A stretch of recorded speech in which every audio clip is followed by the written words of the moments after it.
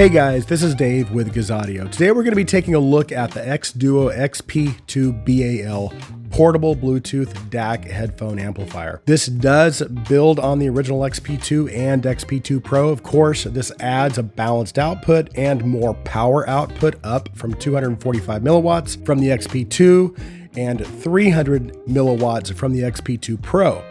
And the XP-2Bal now gives you 320 milliwatts out of the balanced output. And it also uses a different DAC chip, but before we get into that, let's quickly go over what's included in the box. Of course, we have the DAC itself. They also include a short Type C to Type C cable and a longer Type C to Type A cable. Now, as for inputs, outputs, buttons, and knobs, in the front, we have a 3.5 millimeter single-ended output, a 4.4 balanced output, a multi-color format indicator light, a power/volume wheel on the side.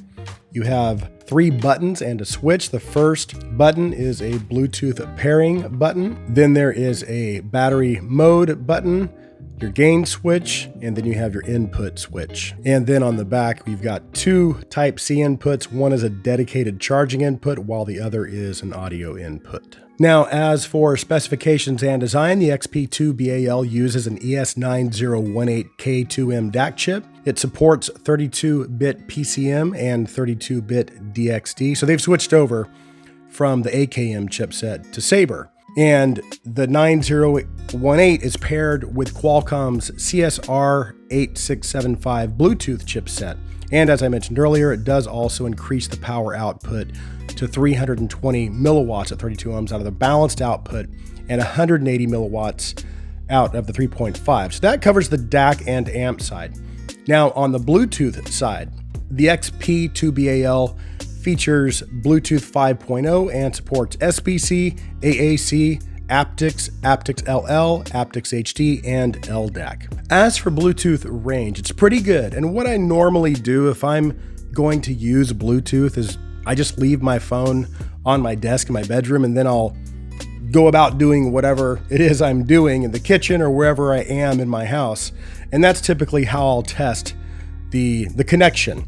And it was actually pretty solid. I don't think I lost signal one time, so it did well in that regard. Now, of course, the XP-2Bal also has a 2200 milliamp battery, which is pretty awesome. And they claim 8 hours of playback in USB mode, 15 hours in Bluetooth mode, which I did test. And that's actually pretty accurate based on the results that I got. Now, as for the build and design, the housing is a combination of metal and tempered glass and generally feels pretty solid and of good quality. I also think the design is unique. I think it's pretty cool. I like the red volume knob. I think it's just a nice design touch, but it's a great looking device overall.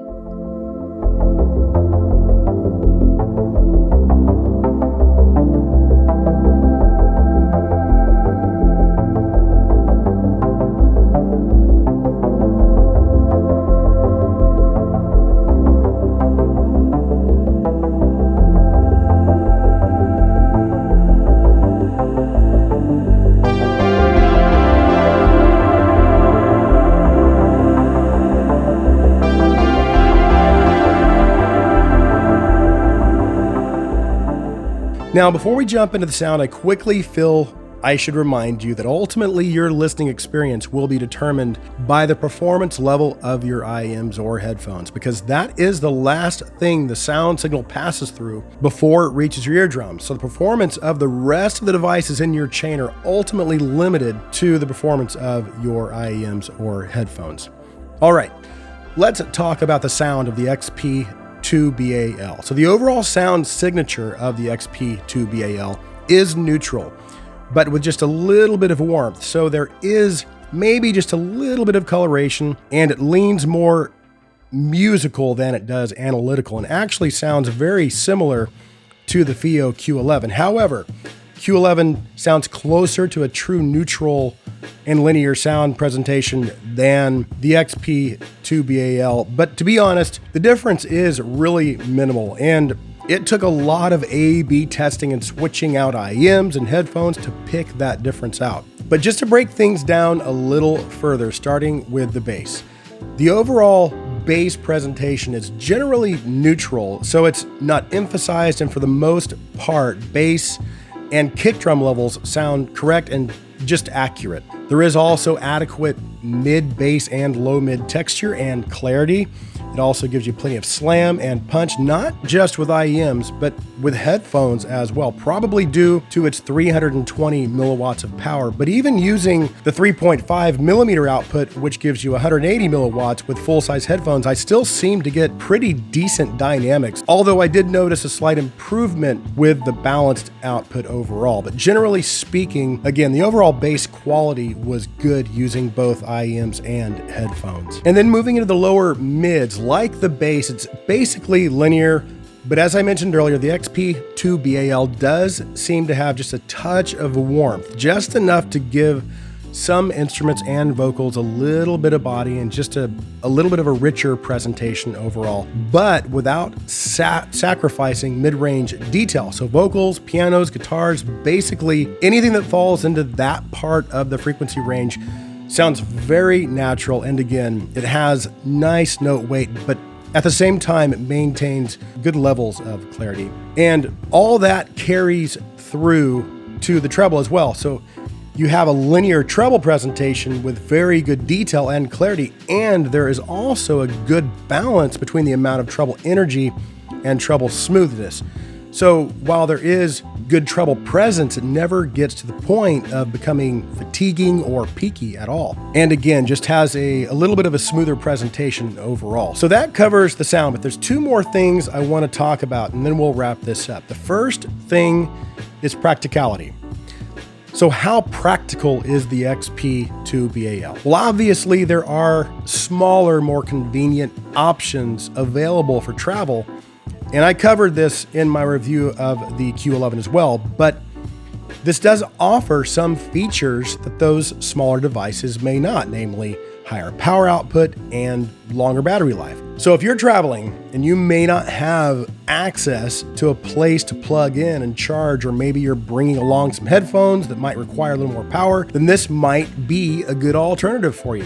So there are definitely some use cases where a device this size may be considered a practical option. However, for those of you like me who only bring IEMs, a smaller device may be a more practical option. And something like this, you know, again, it's a little larger. So if you don't need the battery and the extra power, then again, a smaller device, again, for me, typically a little dongle will work just fine when I travel. And then lastly, I want to talk about where the XP-2Bal lands in terms of performance and value when compared to other devices in this price range.